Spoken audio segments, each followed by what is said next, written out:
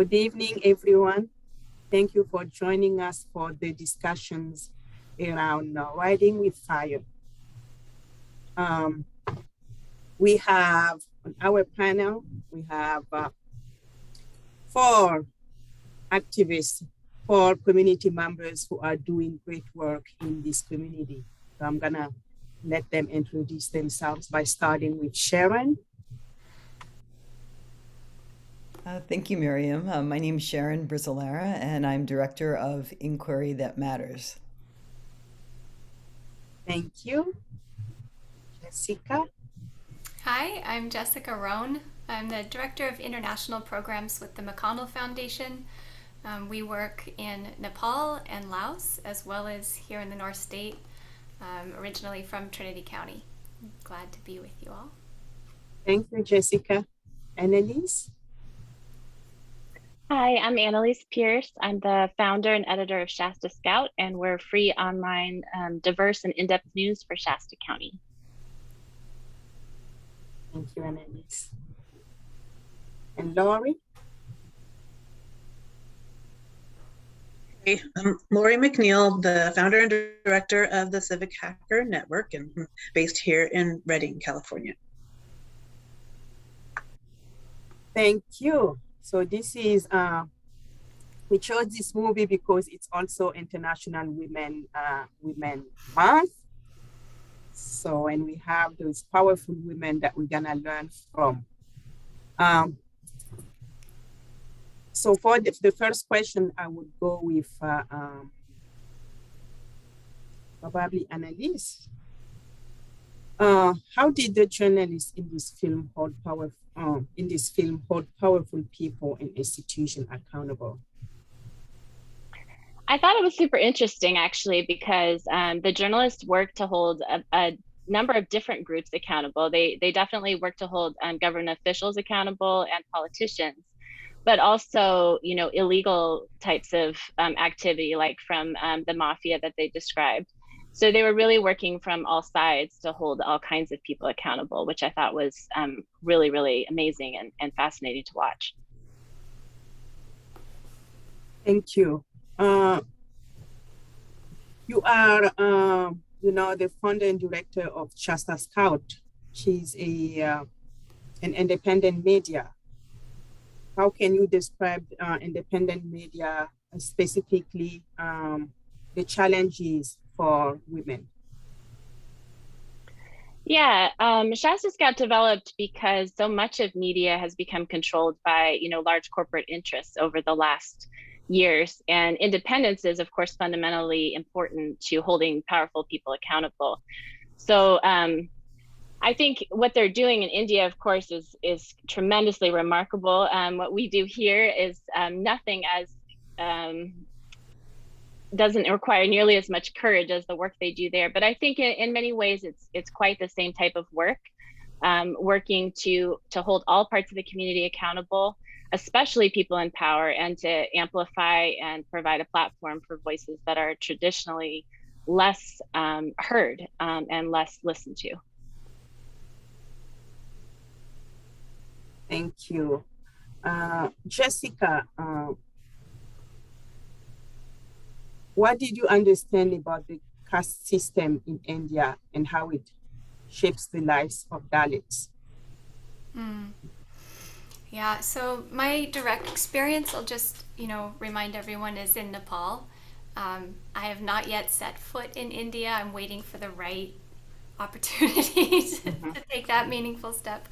But the caste system and the way it plays out, and the existence of Dalit caste is very similar in both countries, and so there's about 160 million Dalit people in India. It's a huge classification.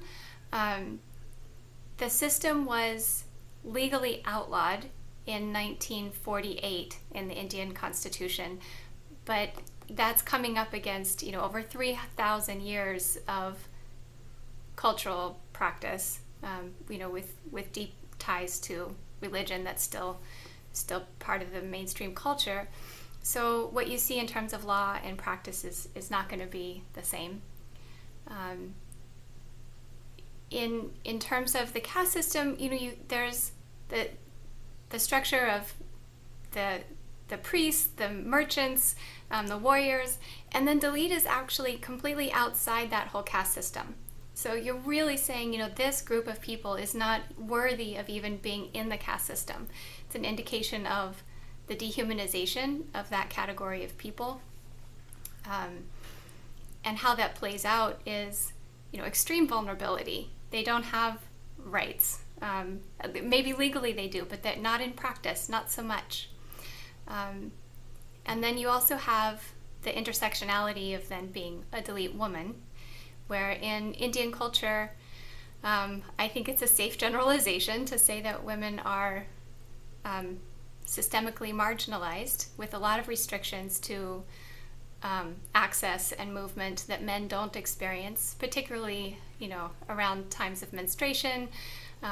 There's still sometimes a practice of having to spend that time in isolation in fairly unsafe environments in some places. They're still trying to get rid of the practice of child marriage. There's a lot of really oppressive practice still at play.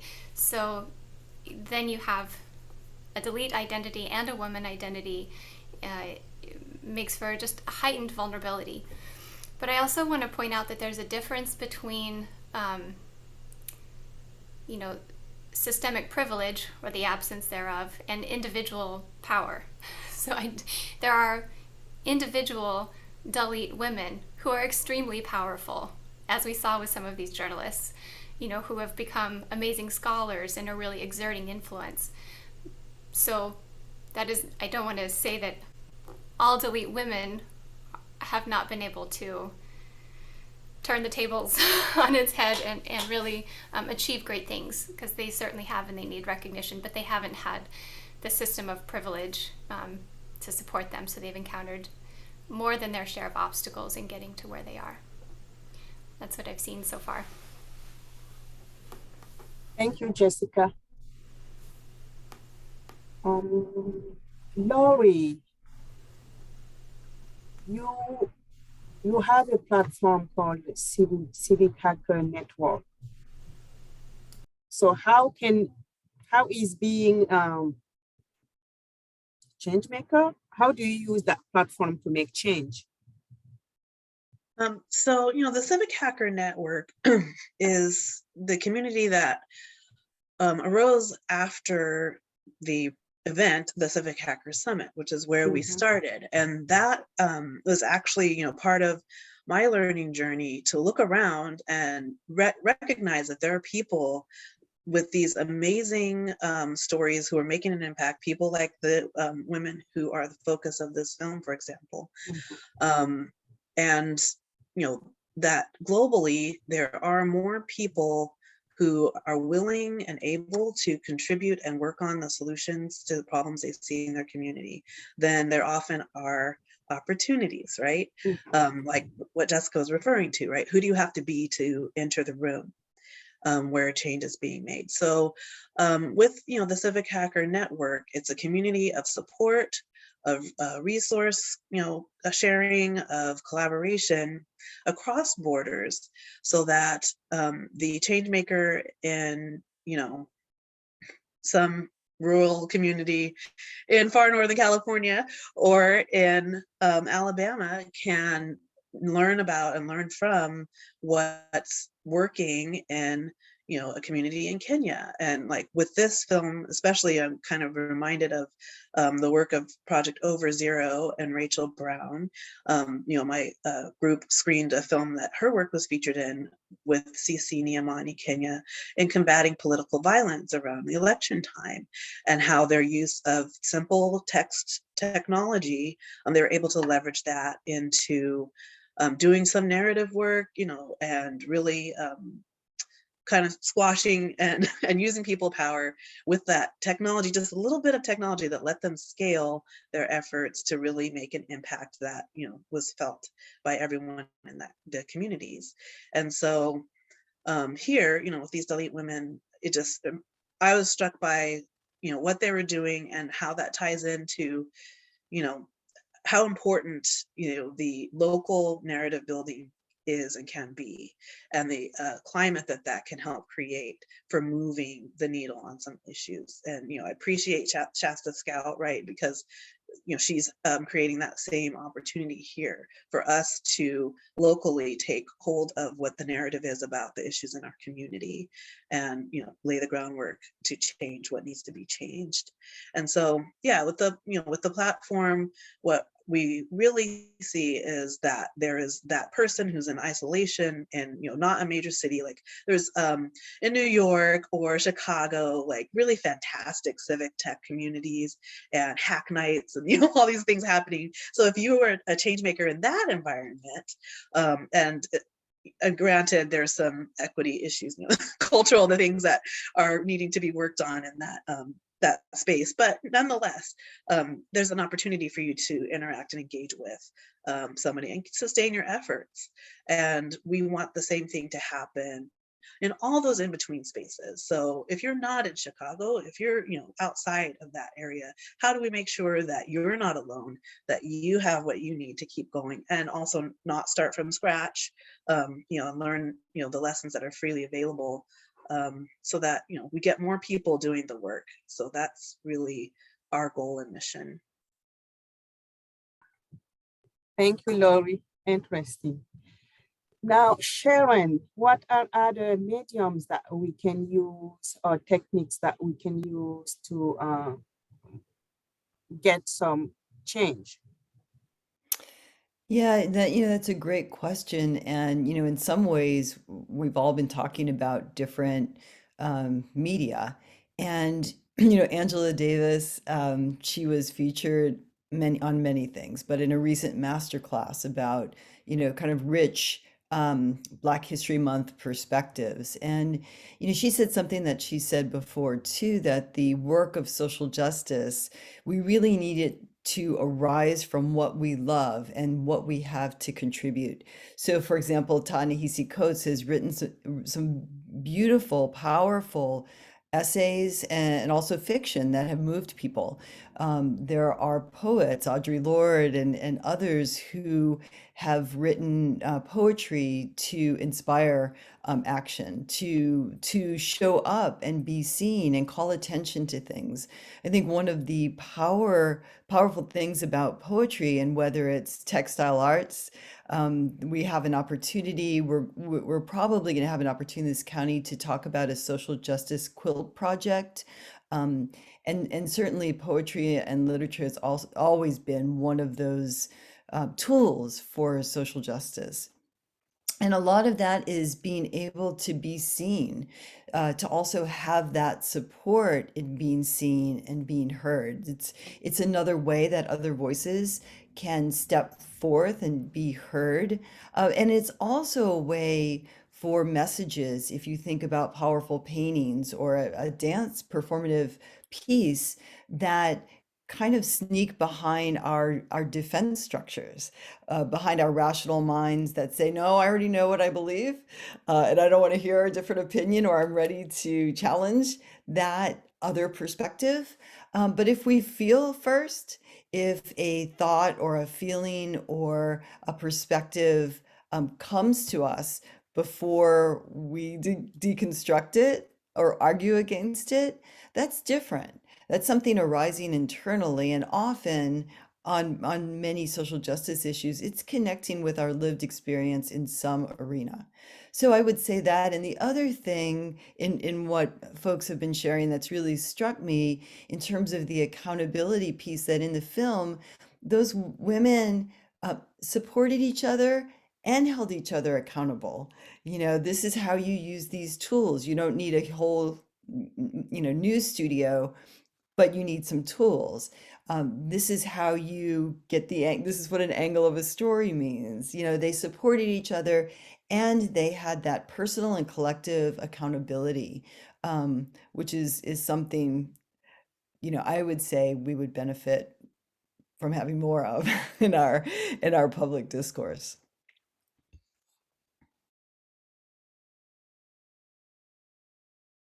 Thank you, Sharon. Okay, Annalise, can you relate to any of the experiences of the journalists in the film? If so, which ones? What did you learn from watching the film? Yeah, I did relate actually a lot to a lot of the experiences that I saw, and some of what Sharon was just talking about with accountability and support and working with other women to make each other stronger. You know, it really really resonated with me. In the news media today, even in America, women are real outliers in terms of being leaders in the media. And that actually has a really profound effect. You know, it's not just about equity or making everything equal or giving us all the same starting point. It really has to do with what news is produced and how that news affects the people that get to receive it. So, you know, if half of our population is female and has concerns that are somewhat significant, significantly related to their gender and how society treats our gender, the fact that most news is made by men and men make final decisions about how stories are framed and what stories get put on the front page or published, it really does matter. It matters to holding powerful people accountable. So that's something important to me is finding women around me who work in news media to be my accountability, to make me stronger and that I can support. And also a lot of the experiences of the journalists in the film out on the streets. You know, I love that they were women on the streets with an iPhone or, you know, some kind of a phone, just with the people. I mean, for me personally, that's really a lot of what I do. I'm just out at a protest or I'm out at a rally or at an event with my phone and my fanny pack and just with the people, talking to people. And I think that's really where journalism needs to be going. I think that they're modeling that. You know, a lot of the innovation that's happening in media is about kind of taking away the white coat that, you know, that if you think about in the medical profession, you know, how the white coat distances the doctor from the patient. You know, journalists have often had that distance as well from their audience, hiding behind the idea of objectivity or neutrality and saying, you know, we'll provide you a portal to information. And I think we need to be doing what the women in this film are doing, you know, getting on into the streets, on the ground, talking to people and communicating that, you know, I'm another person like you, I'm human like you, and I want to see you in your humanity. I want to represent your humanity, and I want to share that with the people around you so we can create a more engaged and participatory community. So I thought it was absolutely fantastic to see them doing that. Obviously, they face more danger than I do in my work, but I've also had similar experiences where being on the ground has felt quite dangerous. And, you know, I do have security plans in place when I go out for that reason. So I think in many ways, I did relate to them as well in that.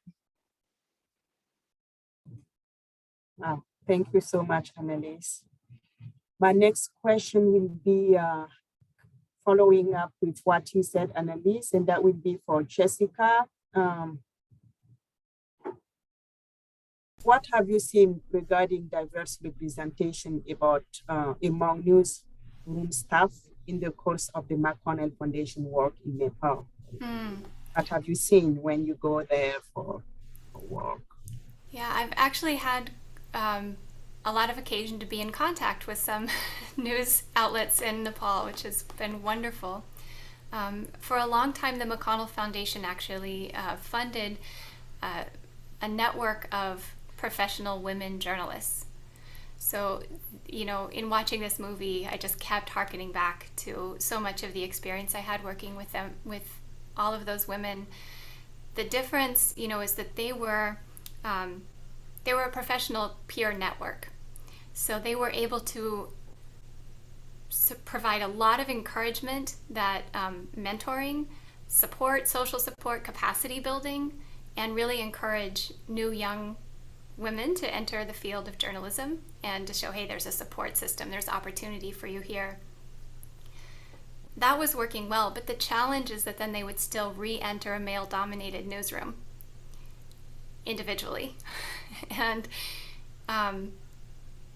then be faced again with getting really soft assignments, or their stories would have, you know, the women's view as part of the title, and it would they would found themselves getting sidelined into what stories they were getting to take and what a women's perspective was supposed to mean, what that was supposed to cover. And I really appreciated with Laharia, what's the name again? The news outlet, the Wave of News, that they named themselves. It didn't have to be a women's perspective. This is news. And it's done by women. And although sometimes it's important to name gender in something, I also found that refreshing and smart in how they were approaching it. There's another consultant that we work with in Nepal a lot. His name is Amit Dakal, and he is the co-founder and editor-in-chief of Setopati.com. It's a huge online news outlet in Nepal. And from his experience just working in journalism for so long, and he has a peace and conflict background, he's ensuring that his newsroom is 52% women. And what that does for dynamics and the types of stories that are covered, as well as how women are able to support each other. The family pressure part that was displayed in this film is real. That is a challenge. And so having a lot of other women in the newsroom, helps mobility and gives all of their families some reassurance that they're not just rubbing shoulders with men all day. So those are some of the things I've been able to see directly, and I was so moved in this film with that scene where a young woman journalist is essentially by herself. Someone was holding the camera to do the mining story, and the pushback that she was getting from those men and how she held her ground so skillfully. Again, conflict avoidance, but not backing down, presenting herself. Again, Annalise, I loved how you said, I want to represent your humanity. She was requiring that they see her as a human, and that she saw them in that way also. But the courage that took is, and that's with a camera right in their face. They know they're being recorded. Imagine, Thank you. Anybody else want to expand on the idea of being seen? I think it's an interesting one in this work, being seen. One thing that what Jessica is sharing makes me think about, and that was a very moving part of the film for me as well, and that how they were able to navigate both, maybe you don't see me as a powerful person because I'm a woman, so I'm going to film you pulling out your sword or, whatever it is that you're doing without thinking about necessarily how that might appear. And also the deep, deep empathy requires a lot of coverage and a lot of vulnerability. And you could see the empathy when they were interviewing people. The man who was crying when they were interviewing him about what had happened to his wife and daughter, and they brought their full selves into those interactions, and they did their best to see people fully as well. And that's, I think, to kind of circle back to art, is that's one of the powers of art, is that ability to get close to life, to get closer to some of those powerful emotions, and let us step in and have a kind of experience. So that's one thing that Jessica, what you were saying made me think about. Thank you. Anyone else want to expand on that? I was just thinking, I think a lot of times, when you're less represented, like the women are certainly in India, and even here in the news media, there's a desire to be seen, there's a desire to be represented, but also there's so much danger to it. And when you are seen, that feeling of exposure. And I thought that was really, really well represented when they were filming that one politician. and filmed him walking away, and then he kind of came over and confronted them. Why are you taking pictures of me? And and of course there was that laugh out loud moment when they said, well, your monologue is so boring that we're going to have to fill some space with images. But I think that is a totally consistent challenge in the media that we face, is people who are powerful saying to us, well, you're not going to run that quote, are you? Or you need to send me the quotes before you run them. Or I would like to see how you're framing this story before I agree to talk to you again. And that's hard to stand up to. It's particularly hard when you're in person with a powerful man in a society where women are not treated as equals. So that was a really fascinating look into the challenges of being seen and how it puts you into danger sometimes. Thank you, Annalise. Laurie, I saw you wanting to say something. Well, yeah, I was just gonna, chime in thinking about, the importance of being seen. One thing that comes up a lot in kind of our community is the fact that if you're, creating some technology or however you're leveraging data, like the issues around, building with and not for, and, how close are you to the work, to the people that you're hoping to affect? And, just, it's really striking about with these women, the trust that they were able to engender because they were of the same community as, so they weren't like other journalists coming from the outside, right? As an observer, the empathy was there because this is their life too, in a lot of ways. They're exposed to the same problems, like the mining, illegal mining issue, right? That was her home. So yeah, it becomes kind of impossible to really make change if we're not seeing the people that are being affected, and lifting up their stories or living alongside them in some instances. And then it also kind of gets into from the data side, right? We start working on issues in society, and if we do a little digging, we realize, oh, we don't actually capture whether or not someone's Native American, or Native Americans aren't included in this bit of data that we're now either using. Sometimes people use in journalism, sometimes people are using it to inform their work or programs, and people aren't seen in the data. Not all people, right? It's sometimes an issue. Or how many Hispanic youth are imprisoned. I've recently read, like, they don't actually know because it's not standardized to collect that information. So then those people are not seen and represented in the data that we use to shape our lives. So yeah, it's a small phrase, but really important that we think about that. Who is seen in the work we're doing and in what we're reading? What is our media consumption? Who are they really talking about? Who are they seeing in this picture? Yeah, definitely representation is really important. Jessica, you have something else you want to add? It's interesting that this question of being seen, and just a different, perhaps, way of looking at it too, or a different method of being seen, was that small movement in the film that struck me when Meera Devi, I think, was visiting a Dalit family, and this woman their family had been repeatedly abused and raped and wasn't getting any justice for it.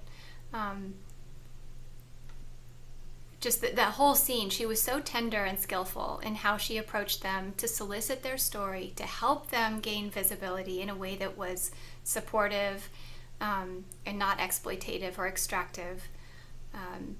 And the way that so this little thing, she gets to the house and she says, no, I want to take my shoes off. Your home is so clean. I wouldn't want to dirty it. And everything that meant is just so significant. And I just appreciated her um, awareness and sensitivity in how she approached the whole situation and in helping them feel cared for and seen. Thank you. And I'll, on the same on the same route, what reflection do you have from the film on how these women navigate systemic gender discrimination? I think we touched a little bit on that when we were talking about being seen, but can you talk more about that? How you think women can, navigate systemic gender discrimination in your own area of discipline? Yeah. I just loved how they weren't having it. Like, it just really seemed like they were like, I'm here, this is what I'm doing. And I think because and we aren't operating in most times, right, in anywhere near as dangerous of situations. So yeah, I just really, that was my number one takeaway. I just was marveling at just their professionalism and, as individuals, just being people who were stepping out and having the conviction of what they were doing, and not really engaging with this, at least what was shown in the film, right, not really engaging too much with the misogyny. Like, they just stood there as professionals. They are doing their job. They don't have time for nonsense. And you will answer their questions. So yeah, I just thought it was a great example of how these women were able to just move in their context, and do their mission. I will say too that, they, what they did was to look at larger social forces and seats of power and structures like the government, like political parties, like mining companies, like, all of those things. And so they were addressing the structures. And it just makes me think, because, sometimes I also, it's not part of my business, but I also teach sociology. And one of the things, the whole idea of structures and systems recently has become politicized. Like, that means you belong to a particular party, when there are many social science disciplines that talk about how those things shape us. We shape those things as well. These women are definitely deeply engaged in shaping those systems and structures, but they have influence on us as well. Our local government has influence on us. The economy influences us. So it makes me think, as I do my work in the world, as I do, activism, as I do program evaluation, as I teach, just how we have those conversations differently. This doesn't mean that to say that the economy exists and shapes how we act is not a political statement. And if we could start from there and what we want those systems to be, we've seen lots of leaders over time and small groups of people, and certainly these women who are making changes in those systems. But they do it by understanding what they are, by coming together, by solidarity, by having a strong voice, as Lori says, by not taking it. I'm not going to have any of your barriers. Finding support and moving forward.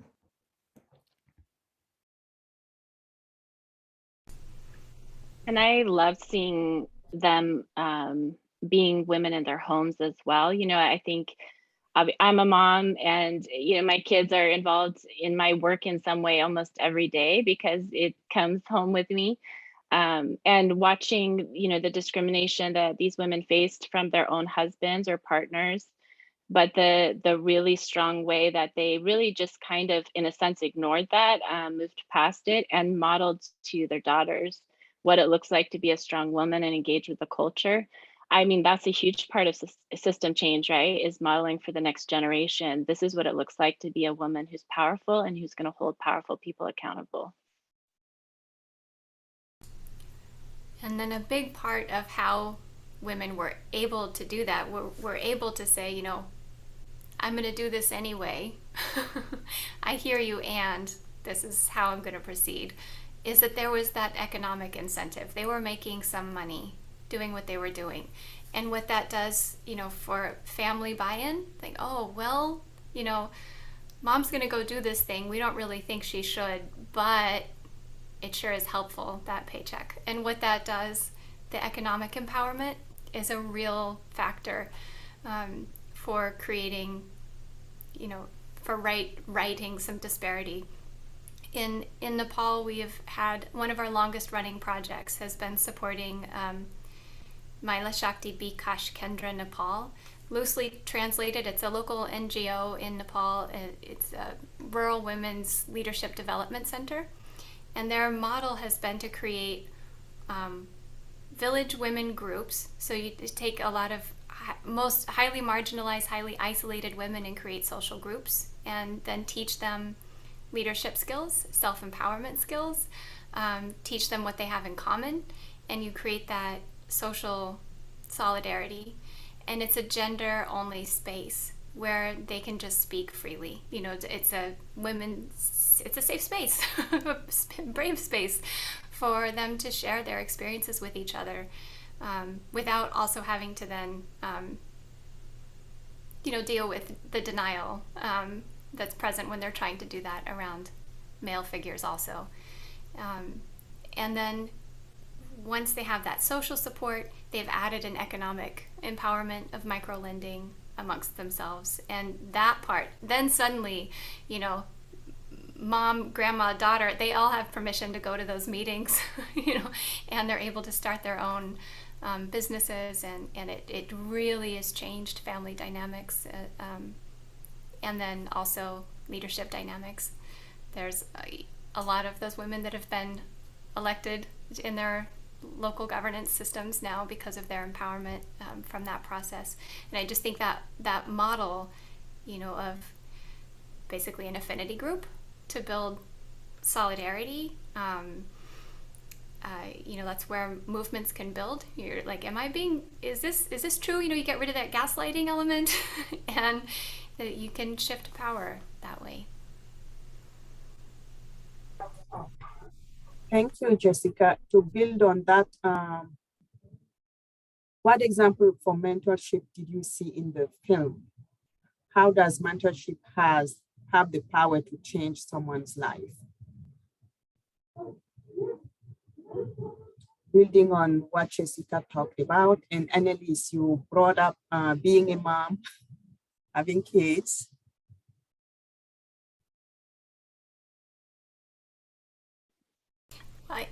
Go ahead, Annalise, after you. No, you go for it. I will just take this moment to call out a deep appreciation for all of the women who have mentored me, that I am so appreciative to.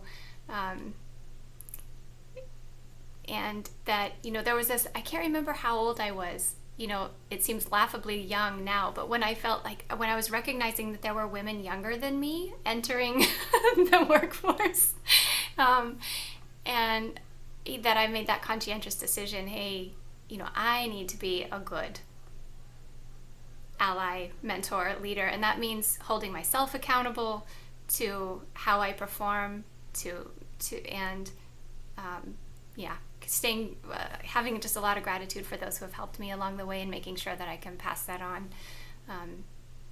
And that means, you know, those younger ones too, they hold us accountable. I know there are people older than me who are laughing at this, but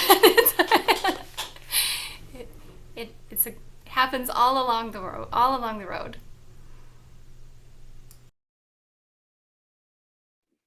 Yeah, and I was just going to say that mentorship, you know, it's a bridge between where you are now and the opportunity that you have the capacity to step into. And I come from a non-traditional journalism background, and you know, was kind of singled out by people in journalism who believed in me, who believed that I had something to contribute that was unique and that was innovative and that would represent more voices.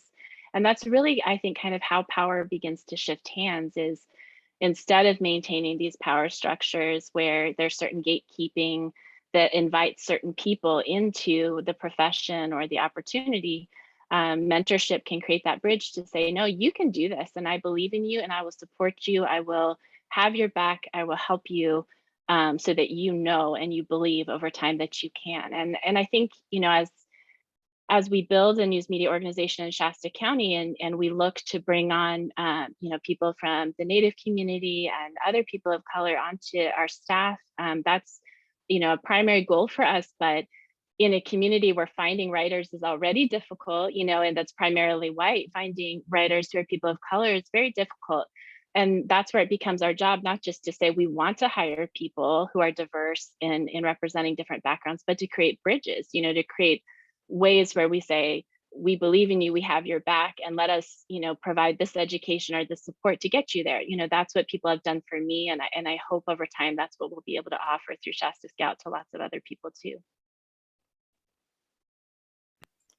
And one thing you're making me think about is that for me, really powerful mentorship is a two-way street. And I've had some incredible mentors who from whom I've really derived that sense of, of trust and faith, and I can do this. And when I felt low, help me raise my eyes up. And currently I'm serving as a mentor for, they call them emerging evaluation scholars with the American Evaluation Association. And, I really approach that from a perspective of creating what we're talking about, a safe space where you trust that person, where you recognize they have so many of the answers within them. And when you do that with each other, you benefit so much as well. It's reciprocal. And that I think that the more we engage in those kinds, we all have areas where we have things to share and expertise, and areas where we could grow. And in a thriving democracy or within social justice movements, that ability to take care of ourselves, to give and take, to be reciprocal, to be in that process of learning and responsive, is really important.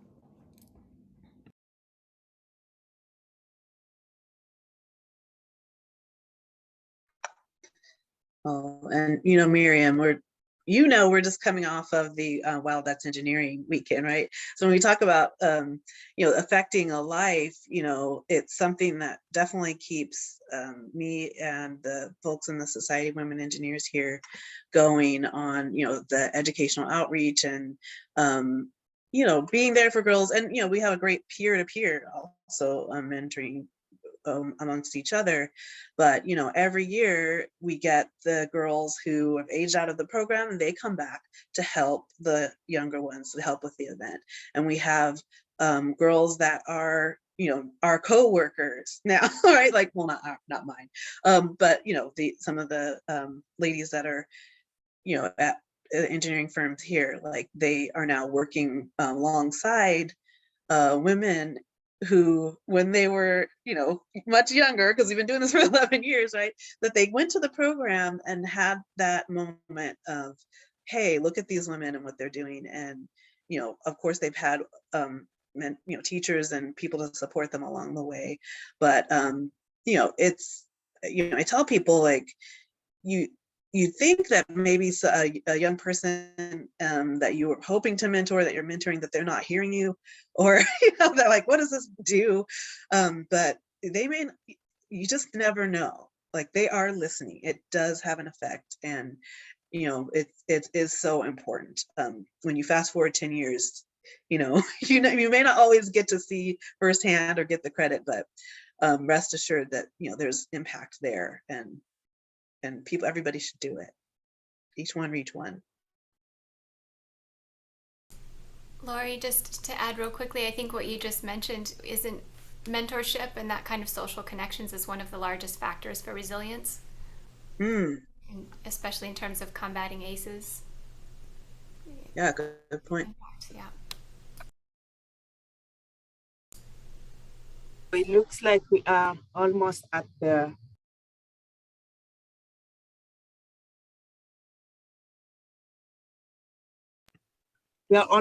end. I like the last question and all your contribution.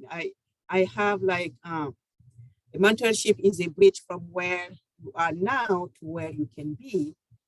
And a powerful mentorship is a two-way street. So each one, which one? So let's each one, which one? This movie will be broadcasted on Monday, March 28th at 10 p.m. So if you want to watch it again, or if you want to share it with people, let them know that Monday, March 28th, it will be shown at 10 p.m. We are almost done. So anything that you didn't say that you want to share with us right now before we end this discussion?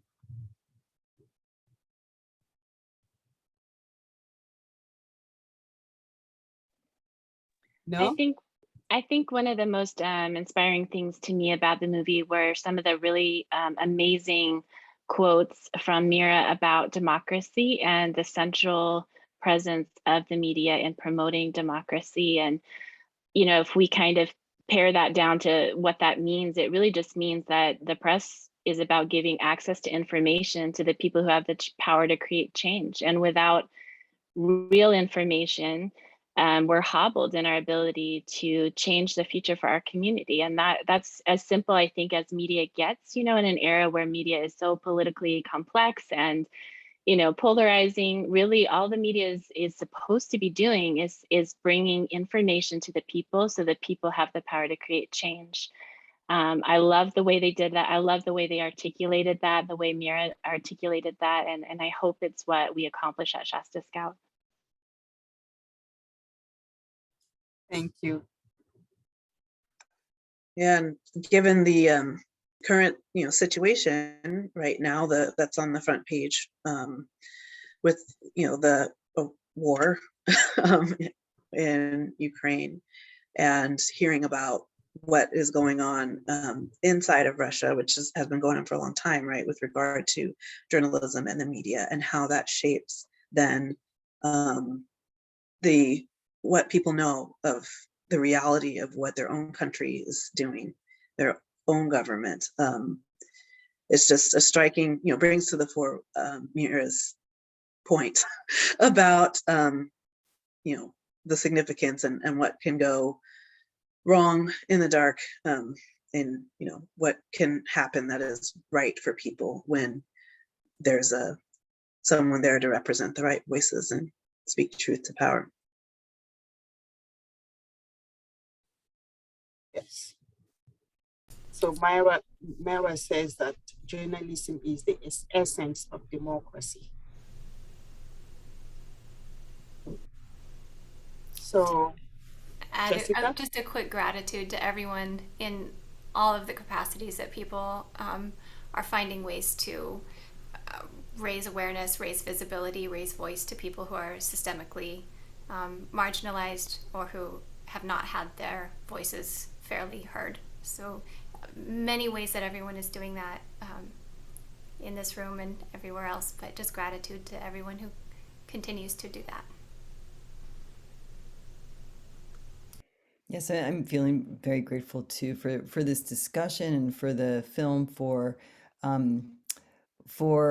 what it can do to increase our awareness, the questions that we bring to the sources of information that we consume, and to look around to see whose voices are here and whose are missing and what's our responsibility in that. And I'll mention, when I teach sociology of mass media, we also look at the Global Investigative Journalism Network, which has some really interesting resources there and gives you a broad perspective of some of the issues like Lori is mentioning. And I would also second Shasta Scout as a real treasure for our community, and the depth of work that goes into the investigation of those stories. Thank you. So this concludes our discussion. Thank you all very much. Thank you, Sharon from Inquiry That Matters, Jessica Rones from the McConnell Foundation, Annalise Pierce from Shasta Scout. If you don't know about Shasta Scout, please Google it, check it out. It's a really wonderful media. Lori McNeil from Civic Hacker Network. Please look it up and support them. And tune out Monday, the 28th at 10 p.m. for this movie. Thank you. Thank you. Thank you, Miriam. Thank you. Thank you.